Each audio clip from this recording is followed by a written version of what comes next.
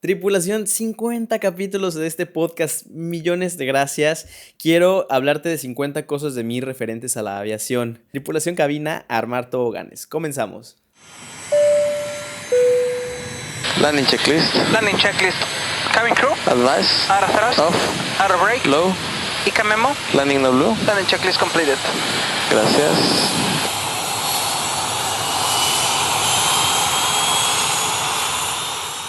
Tripulación, nuevamente sean bienvenidos a este podcast. Empezamos con que este podcast se creó en medio de una cuarentena.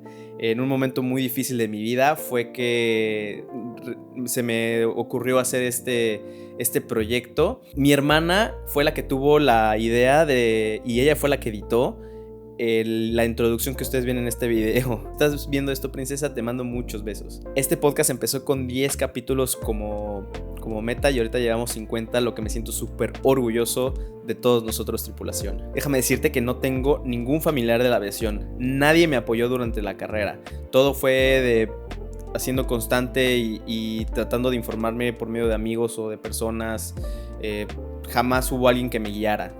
Afortunadamente mis papás me pagaron la carrera, pero yo fui el que, terminando la carrera más bien, pues yo tuve que verme por mí mismo. Así que si no tienes familiares, échale ganas, sí se puede. Yo desde los 3 años siempre quise ser piloto y el culpable es mi abuelo, porque él era el que siempre cada vez que veía un avión me hacía mirarlo y me decía cuál era el tipo de aeronave, y a pesar de que yo no sabía mucho, él era muy aficionado y como que quiso siempre inculcar eso en mí. Me encantaba de chiquito ir al McPuente a que me compraran mi hamburguesa y ver los aviones aterrizar. Ahora, de chiquito mi aerolínea favorita fue Aeroméxico. Y el primer vuelo que hice fue de México a Puerto Vallarta por Aeroméxico. Siempre que iba a un vuelo de chiquitos pedía entrar a la cabina, y antes del problema de las Torres Gemelas siempre me dejaban entrar y aterricé varias veces en la cabina. Mi mamá nunca quiso que fuera piloto. Ella siempre, su sueño fue que fuera cardiólogo. Mi primer simulador fue a los 8 años y mi mamá me regañaba porque me quedaba desvelándome jugando en el simulador. O sea, en vez de mi Xbox era el simulador de pequeño. Y mi primer curso, esto me llegó a que investigué, y mi primer curso fue a los 10 años en un lugar que se llamaba Flymex. No sé si todavía exista. Se dedicaban a crear aeropuertos dentro del Flight Simulator. Y dato curioso, me hacían bullying de chiquito. En la primaria me acuerdo que había gente que se burlaba de mí porque yo quería ser piloto de chiquito, siempre supe, y todo el tiempo todos mis amigos desde los 3 años les decía que quería ser piloto, pero yo mido unos 64, entonces no es que digas que soy muy alto, pero pues tampoco estoy enano. Y me hacían muchísimo bullying por eso. Me decían que no iba a ser piloto por la estatura, porque no iba a alcanzar los controles. También recibí bullying, bueno, eso, pues no sé, sí, es bullying, de un pariente súper cercano a mí. Me dijo que jamás antes de entrar a la carrera, que jamás iba a encontrar trabajo. Y eso sí fue algo que me pesó muchísimo, porque de verdad no quiero decir nombres, pero fue alguien súper cercano a mí. Primero volé un avión antes que un carro. A los 15 años fue cuando volé mi primer avión, y todavía no sabía manejar ese entonces, porque me acuerdo que en México hasta los 16 años podías conseguir una licencia de conducir. O sea, mi primer vuelo fue de Toluca a Querétaro. Tengo terror de aventarme en un paracaídas, pero sé que en algún momento lo haré. Es que no es lo mismo la fobia que tienes en un avión a la fobia que tienes ya cuando estás, vaya, o sea, que ya tienes que saltar. Me considero una persona medio, o sea, soy aventado, pero ay, eso sí me cuesta trabajo. Estudié la carrera en Estados Unidos, la de aviación, pero después convalidé. Ánimo, si estás en ese proceso, paciencia. Cuando estudié en Estados Unidos me gané un premio al perfeccionismo. Era como, daban varios diplomas y yo recibí uno de ellos. Mis primeros pasajeros fueron mis papás. Cuando fue el primer vuelo con ellos, ya como yo como piloto, mi mamá vomitó en el avión. Creo que la sensación de estar les digo, en una aerolínea, en un avión grande, no se siente tanto el viento como en un avión chiquito. En un avión chiquito es mucho más sensible. Y pues Mi mamá tuve el error de llevarlos a comer hamburguesas y después los llevé a volar. Terminé la licencia comercial a los 18 años y volé una Cessna 172 en Veracruz justo antes de entrar a la aerolínea pues no era trabajo porque nunca me pagaron, pero sí me daban viáticos y la verdad es que yo siempre lo agradecí a mi amigo Chava, que me recomendó, y también a la persona que tenía ese Cessna, porque pues, gracias a él junté las horas mínimas para poder concursar en la aerolínea que antes estaba. Hablando de aerolíneas, entré a la tercera opción que tenía dentro de mis aerolíneas. O sea, la primera opción fue Aeroméxico, la segunda fue Interjet y la tercera fue Volaris. Y pues la que me quedé volando fue Volaris. Y después de que entré a Volaris, rechacé la oferta de mi primera opción, que fue... Después me hablaron en Aeroméxico y lo rechacé. Después me hablaron de Interjet y también lo rechacé.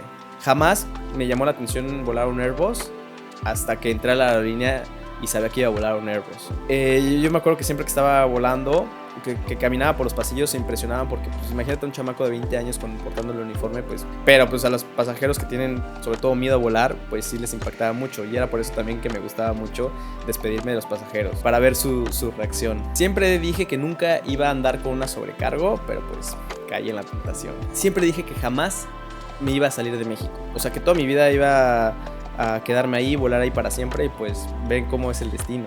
No es destino, son la toma de decisiones y la manera de tú que empieces a ver la vida en abrirte mentalmente y estar abierto a nuevas experiencias, porque arriesgando es cuando se gana. Gané muchísimo peso cuando empecé a entrar a volar, y es que empiezas a ya no comer a tus horas, comer la comida que puedes. Mi lugar favorito para volar y para vivir en México es Cancún. Definitivamente ese aeropuerto es padrísima la operación. Y ahí fue en Cancún que me convertí capitán a los 24 años. La cabina más joven que tuve, yo estaba volando de 24 años y mi primer oficial, que es amigo mío, tenía 21 años. Y me acuerdo que nos preguntamos las horas de vuelo y en esa cabina eran 5,000 horas, cuando hay personas con 10,000, 12,000, 15,000 horas de una sola persona. Entonces fue un momento muy padre. Hicimos, creo que, un viaje a Puerto Rico. Fue un momento de gloria en ese entonces, porque podía demostrar de todas las personas que no sienten que a temprana edad debas de ser capitán. Creo que ahí se demuestra totalmente lo opuesto, que no importa la edad, es más importante la madurez que tiene el piloto. Me ofrecieron en mi antigua empresa ser asesor y lo rechacé para irme a China. A los 27 años entré a trabajar a China. Tengo aproximadamente 8,000 horas de vuelo en este momento que estoy recordando este podcast. A la fecha tengo más horas de vuelo de capitán que de primer oficial. Bueno, perdón, esto no viene nada de la aviación, pero no sabía yo antes de este podcast editar. Y siento que esto demuestra cómo hemos progresado en este podcast, de que no hay pretextos para no realizar tus metas. Más bien puedes pensar que yo siempre he sido una persona extrovertida, pero en realidad al principio de mi carrera como piloto era una persona muy introvertida. Era muy tímido. Tenía muchos miedos, no era mucho de explorar, prefería estar en la zona de confort, por así decirlo. Y fue como les había dicho, que la mente abierta, el poder estar tú de una cierta manera a disposición de aprender de la vida. Si te cierras, vas a llegar siempre a las mismas metas. Y yo sabía que si no arriesgaba, que si no empezaba a salir de esa etapa, me iba a quedar en la misma meta. Mi meta en este momento es que la aviación termine como empezó, como un hobby. O sea, no me puedo ver yo a los 60 años siguiendo haciendo tecolotes, siguiendo volando de una manera que, pues, ahorita que estoy en mis 30, pues, la verdad es que no está tan mal. Pero no me puedo imaginar a los 60 años y siguiendo con este ritmo, que estos estrés de los exámenes, estrés de llegar al aeropuerto, no sé, espero que, todavía no lo figuro al 100%, pero espero que en algún momento lo pueda lograr. Y bueno, este último dato, más que dato, es un consejo. Por medio de este podcast te puedo demostrar que no es coincidencia el que una persona tenga éxito o no. Ok, puede ser que probablemente digas, es que yo tuve la oportunidad de que mis papás me pagaran la carrera, que se me facilitaron las cosas para poder entrar a volar, que se me facilitaron, o sea, puedes tú generar muchas excusas de decir, es que Eric tiene esto, Eric tiene lo otro y tú no tienes nada. Y en realidad ha sido de que he pasado por procesos difíciles en toda mi vida, dentro y fuera de la aviación, y nadie me ha regalado nada. Y una manera en que ya me siento cómodamente para decirte en este podcast, y que quería demostrarlo en algún momento, es que te dieras cuenta. Regresa tú al pasado de este podcast, ve los primeros capítulos, ve cómo estaba editando, ve cómo estaba yo haciendo las cosas. Estoy y sigo aprendiendo, pero nunca me rendí. Cuando este podcast empezó, la verdad es que a la fecha este podcast lo sigo haciendo por mero gusto, porque me ha ido mucho mejor en otros lados en redes sociales que en este podcast. Te quiero demostrar que con disciplina, con consistencia, he podido crecer de una manera profesional en cuanto a edición, en cuanto a tratar de transmitirte, también en mi habla, en muchas cosas. He podido triunfar conmigo mismo, porque la meta aquí es yo ser mejor persona cada día, y obviamente si yo soy mejor persona cada día, puedo ayudar a más personas por medio de este podcast. Se los he dicho, el podcast es mi herramienta más cabrona de todas. ¿Y por qué lo digo? Porque en las cuentas de Instagram, de Facebook, de TikTok, es más un contenido digerible para todas las personas, y este podcast es más específico a personas que quieren superarse en la vida, y es por eso que yo sigo continuando con este podcast. La verdad es que me está costando cada vez muchísimo más trabajo. He tenido muchas veces de tirar la toalla en el podcast, porque de verdad es muy pensado, es muy cansado estar yo haciendo esto, pero me ha motivado demasiado todo el apoyo que ustedes me han dado, y quiero demostrarte que para tener éxito en la vida necesitas un chingo de disciplina. Y quiero que si alguna vez te sientes agüitado, te sientes abrumado por todo esto, de que sientes que no vas a conseguir nada porque no tienes ningún apoyo, te des cuenta que no nada más porque tengas el apoyo puedes ser exitoso, necesitas muchas más cosas. Y es lo que siempre he querido hacer con este podcast. Siempre te he querido ayudar, siempre he querido que la gente los vea triunfar, y de alguna cierta manera motivarte de que sí se puede.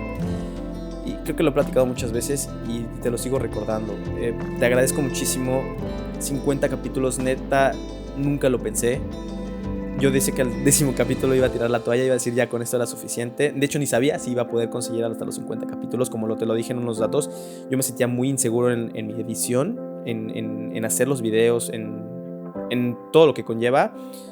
Pero es eso, es cada vez que te arriesgas un poquito más, llegas a metas que jamás te ibas a imaginar. Como yo, por ejemplo, estoy llegando a esta meta, y todo se los debo a ustedes, tripulación. Gracias, de verdad, muchas gracias. Tripulación cabina, desarmar toboganes.